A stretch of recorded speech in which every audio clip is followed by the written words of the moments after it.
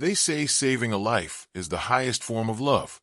But what if the life you save destroys you? Amara Johnson was the kind of girl who believed in doing good, not because it paid, not because it earned her praise, but because that's how her mother raised her. Quiet strength, humble kindness, selflessness. On the morning she left for the hospital to donate her kidney, she wore her favorite yellow scarf, the one her mom had gifted her in high school. As the cab drove through the rainy streets of Atlanta, she stared out the window, repeating what her mother told her years ago. God rewards the heart, not the hands. But sometimes the hands you think are guiding you are the very ones leading you into darkness. Amara was 27, a registered nurse by day, and her mother's caregiver by night. Beverly Johnson had been diagnosed with kidney failure 6 months prior, and Amara hadn't hesitated for a second. "We're a team," she told her. "You gave me life. Now I'm giving it back." Their bond was everything, or so she believed. Every night, Amara cooked her mother's favorite meals. She handled the insurance, sat by her bedside when Beverly couldn't sleep. They prayed together, laughed over old family photo albums. But things started to shift. Subtle at first, Beverly would avoid eye contact when Amara asked questions about the past. She snapped more easily.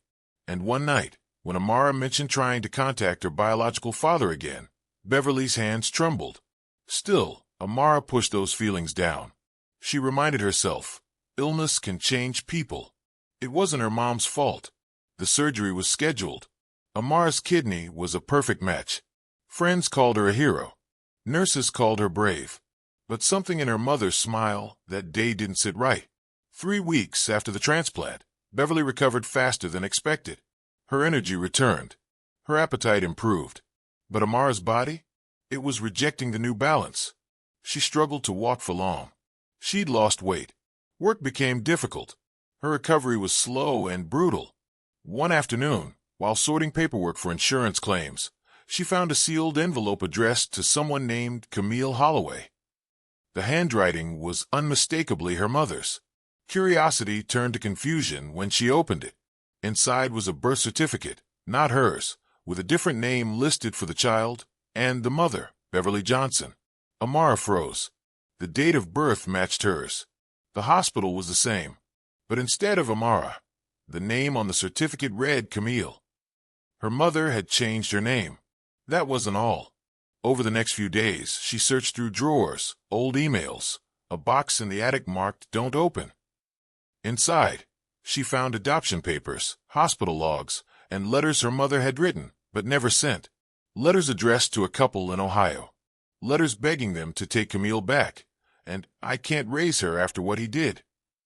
Amara's world cracked open. Her mother had stolen her from her biological parents, lied about her origins, lied about the father who abandoned them, lied about everything. She confronted her. Beverly stood in the kitchen, stirring soup like nothing had changed.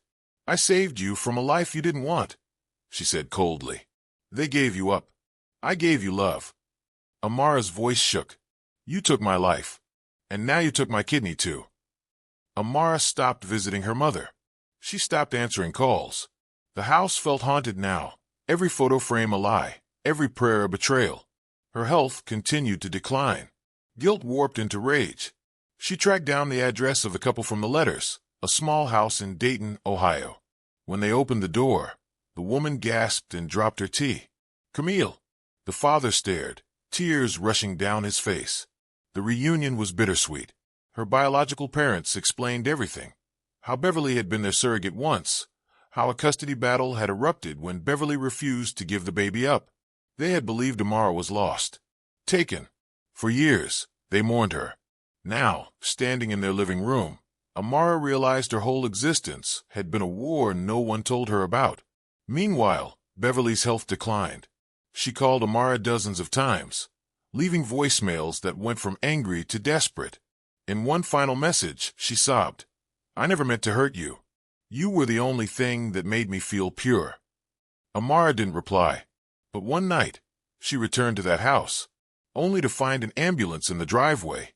Beverly had suffered a seizure. In the hospital room, Amara stood over the woman who raised her, the woman who both saved her and scarred her.